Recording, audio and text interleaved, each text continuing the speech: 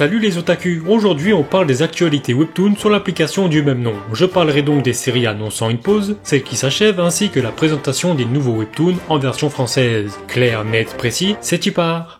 Et on commence par la fin, à savoir les séries terminées. La comédie L'Esprit de l'Oubli de Laura Ameren s'achève après 3 saisons. Du côté fantastique, l'épisode 54 sonne le glas d'entre deux lignes de Yuna. Anamara Sumanara se termine après seulement 24 épisodes. C'est donc une histoire courte que je vous conseille de lire d'ailleurs, parce que l'histoire est très intéressante. Plusieurs webtoons partent en pause, ce mois-ci comme la romance de Remeu Cinnamon Roll. Une deuxième saison est en préparation. Goupeline, l'auteur du drama Philophobie, prépare une seconde saison après 30 épisodes, tout comme la romance My Lovely Bodyguard de Nazi et Nata, qui d'ailleurs va reprendre ce 10 septembre. Le mois dernier, j'ai parlé de Godsteer Legacy de Dai. J'espère que vous avez bien profité parce qu'il part déjà en pause par manque de préparation. On peut le comprendre et on lui souhaite bon courage. Et pour finir, Jacques Sainte-Violette part en pause après 105 épisodes. Qui dit pause dit forcément reprise. 7 mois après le dernier épisode de Only Rule de Rosemary est de retour. Nous avons aussi Nice to Meet You de Wish Race après 3 mois d'absence. Et comme je l'ai annoncé dans le premier info webtoon, le célèbre let's play de Mongi ou Mongi, je sais plus comment ça se prononce, a finalement repris. Mais pas que.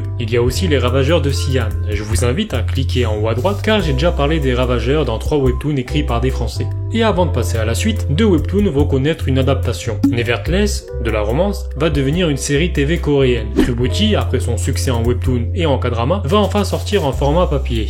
D'ailleurs, la sortie du premier volume est programmée le 8 septembre pour 14,95€. N'hésite pas à me dire en commentaire si tu penses l'acheter. Maintenant, on enchaîne avec les nouveaux webtoons.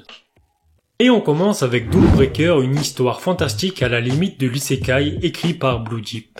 Zephyr, c'est le plus fort des humains, et le dernier survivant dans un monde détruit par le dieu des démons. Malgré sa défaite, les dieux ont trouvé ce combat amusant, donnant une seconde chance à notre héros. Comment, me diras-tu? Remontant le temps bien sûr, c'est la base. Par contre, Zephyr vise le sommet afin d'anéantir les dieux et les démons. Pas de pitié, pas de quartier. Alors, si vous appréciez les délires des combats à l'épée, la magie en passant par des têtes coupées, Doombreaker risque fortement de vous plaire.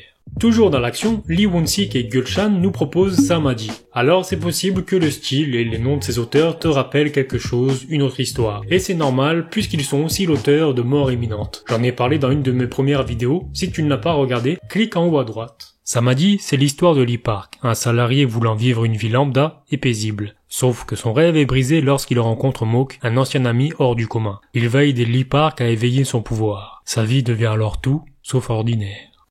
Comme la dernière fois, j'ai des coups de cœur et celui-ci en fait partie. D'ailleurs, j'ai grave apprécié Mort imminente, donc je me fais aucun souci pour ce webtoon.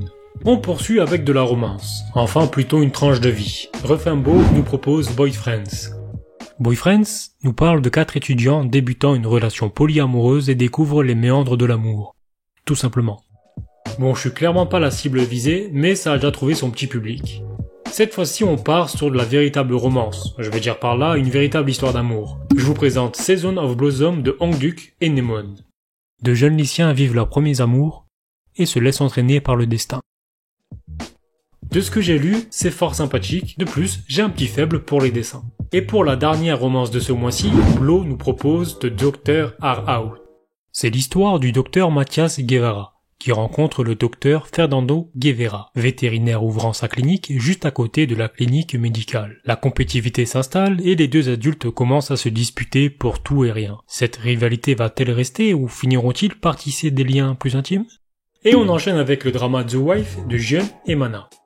Lorsque Da-young Kim, bienveillante et travailleuse, rencontre Sheng-yeob Cho, un homme beau et charmant, c'est l'amour fou, ils finissent par se marier. Sauf que c'est une imposture, puisque Cho épouse Da-young que pour la contraindre à donner son foie à sa mère malade. Une fois fait, il abandonne Da-young et se remarie. 5 ans plus tard, sortant du désespoir, Da-young jure de se venger de son ex-mari. En vrai, c'est plutôt bon délire. Enfin, quand je dis bon délire, c'est que l'histoire est prenante. Bon, certes, l'héroïne est un peu trop conne à mon goût, parce que donner son foie après 4 ou 5 mois de relation par amour, c'est mignon sur le papier, mais d'une manière réaliste, ça doit pas exister, ou c'est très rarement le cas. En tout cas, celui-ci est prometteur. Un peu de comédie, ça vous tente, avec les Chatterton de Shan Yu. Porthos, Anton et Rupert sont de vieux chats pépères qui vivent leur vie tranquille avec Liam, un jeune homme de 25 ans. Sauf qu'un petit chaton nommé Moustique débarque chez eux avec fracas. C'est littéralement une tornade ambulante. Pour de la comédie, ça fait largement le taf. Les gags s'enchaînent les uns dans les autres, tout en ayant plein de références pop culture. Et après les rires, un peu de peur. Un peu de malaise avec Everything is Fine de Mike Marshall. Sam et Maggie forment un couple normal, vivant dans une maison normale, dans un quartier normal. Il n'y a rien d'étrange à propos de leur tête, de leur quartier ou de leur mignon petit chien.